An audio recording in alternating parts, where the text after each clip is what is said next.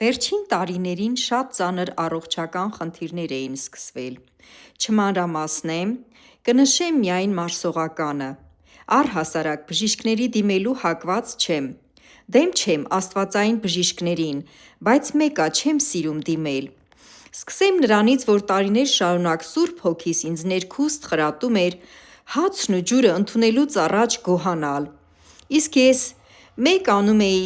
մեկ չէի անում: Այս դեպքում երբ մարսողականս կատաստրոֆիկ վիճակի էր հասել,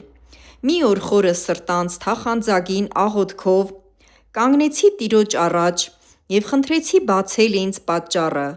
թե ինչու էի հայտնվել այդ ծանր վիճակում: Որովհետև ես մտածում եմ, որ մեր առողջական խնդիրների հիմնական պատճառը սկսվում է հենց մեր հոգևոր վիճակներից: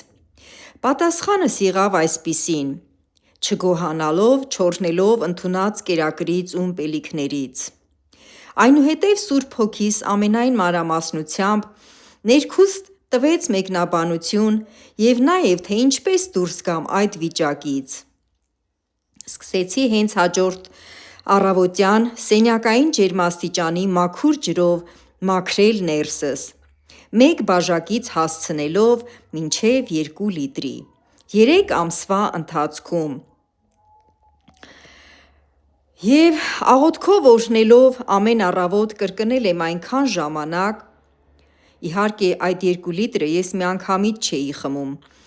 այլ մեկ բաժակը խմում էի, մի փոքր ընդմիջում էի տալիս, հետո հաջորդ բաժակն էի խմում: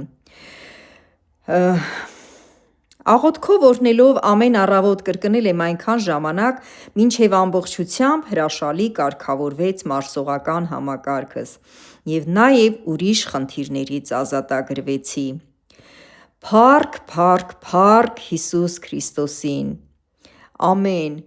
Մինչ օրս ամեն անգամ երբ մոտենում եմ ջուր խմելու, բարձրաձայն օրհնում եմ, գոհանում Աստծուն և ուտելիքը նույնպես ուտելուց առաջ միշտ օրհնում գոհանում եմ: